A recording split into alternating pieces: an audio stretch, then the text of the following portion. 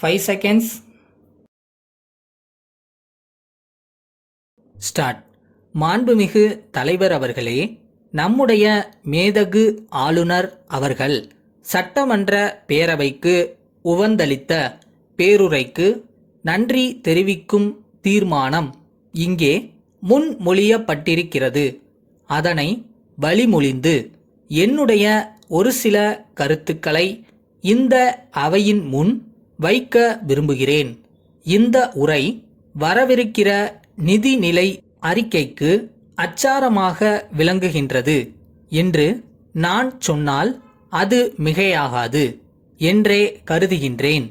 உள்ளாட்சிகளுக்கு அதிக அதிகாரங்களை வெகு விரைவிலே கொடுக்கவிருக்கும் அறிவிப்பு இனிப்பான செய்தியாகும். சிறு தொழில்களுக்கு என்றே தனியாக கொள்கை திட்டம் வகுக்கப்படவிருப்பதை பாராட்ட கடமைப்பட்டிருக்கின்றேன். நடுநிலை பள்ளிகளுக்கு கணினிகள் வழங்கப்பட உள்ளதும் வரவேற்கத்தக்கது. எங்கும் தமிழ், எதிலும் தமிழ் என்பதை உறுதிப்படுத்தும் வகையில் நடவடிக்கைகள் அமைந்தாலும் தனிப்பட்ட வியாபாரிகள் தங்களுடைய விளம்பர பலகைகளில் ஆங்கிலத்தில் தான் எழுதுகிறார்கள் என்பதை பெரும்பாலான இடங்களில் பார்க்கின்றோம்.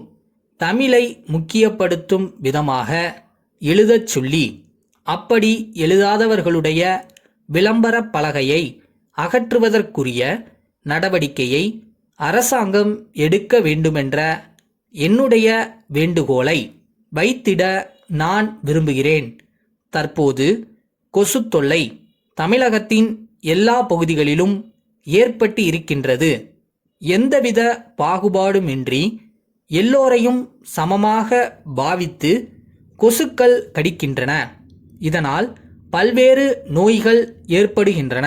அப்படிப்பட்ட சுகாதார கேட்டினை உருவாக்காமல் தடுக்கும் வகையில் சரியான மருந்தை கண்டுபிடித்து மாநகராட்சி, நகராட்சி, உள்ளாட்சி அமைப்புகள் மூலமாக தெளிக்க வேண்டுமென்றும் மக்களை பாதுகாக்க வேண்டுமென்றும் கேட்டுக்கொள்ள ஆசைப்படுகிறேன். வீட்டு வசதி வாரியம், குடிசை மாற்று வாரியம் மூலமாக வீடு பெற்றவர்களுக்கு முழு வட்டியையும் தள்ளுபடி செய்து உத்தரவிட்டால்தான் பத்திரம் பெற இயலும். பல ஆண்டுகளாக உள்ள இப்பிரச்சனைக்கு தீர்வு காண நடவடிக்கை எடுக்க வேண்டும் என்று நான் வேண்டி விரும்பி கேட்டுக்கொள்கிறேன். மகளிர் ஆணையத்திற்கு அதிகாரம் தரக்கூடிய வகையில் சட்டம் இயற்றிட வேண்டுமென்று கேட்டுக்கொள்கிறேன். மின்சார உற்பத்தியை அதிகப்படுத்துவதற்கான முயற்சிகள் நடந்து கொண்டிருக்கின்றன. அதன் மூலம் தொழில்களை மேம்படுத்தி வேலை வாய்ப்பினை பெருமளவில் அளிப்பதற்கான நல்ல திட்டங்கள் வகுக்கப்பட்டிருக்கின்றன என்பதற்காக இந்த அரசுக்கு நன்றி சொல்ல விரும்புகிறேன். விவசாயத்தை அடிப்படையாக கொண்டு தொழில்கள் உருவாக்கப்படும் என்ற செய்தி வந்திருப்பது மகிழ்ச்சிக்குரிய ஒன்றாகும். அவை எந்த காரணத்தை முன்னிட்டும் நகரத்திற்கு வந்துவிடக் கூடாது என்பதில் அரசு கவனமாக இருக்க வேண்டும் என்பது என்னுடைய கோரிக்கையாகும்.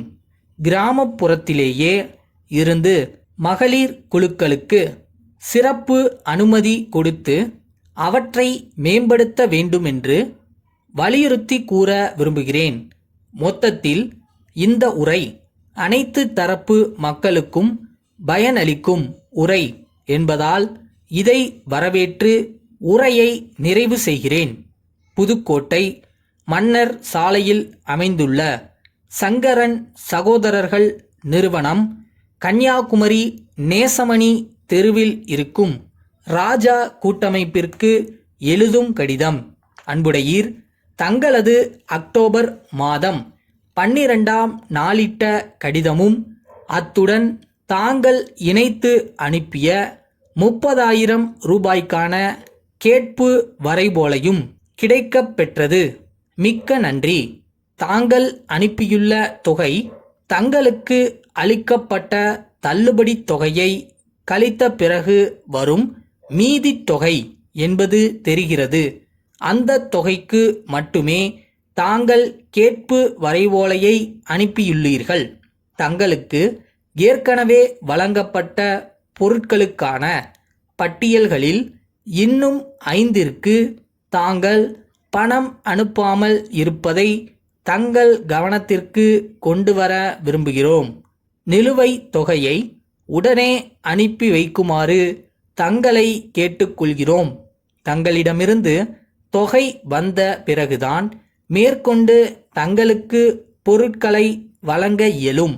ஏனெனில் மொத்த விற்பனையாளர்களுக்கு நாங்கள் பணத்தை செலுத்த வேண்டியிருக்கிறது என்பதை தெரிவித்து தங்கள் பதிலை எதிர்பார்த்து காத்திருக்கிறோம்.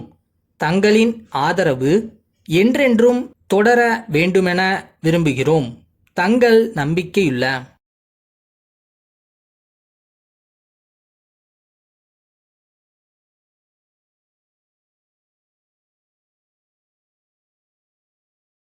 எந்த இடத்துக்குள்ள புதுசாக போகும்போதும் நமக்கான கஷ்டங்கள் கண்டிப்பாக இருக்கும். அதில் அசிங்கப்படவோ அவமானப்படவோ எதுவும் இல்லை. எல்லாமே கற்றுக்கிறது தானே.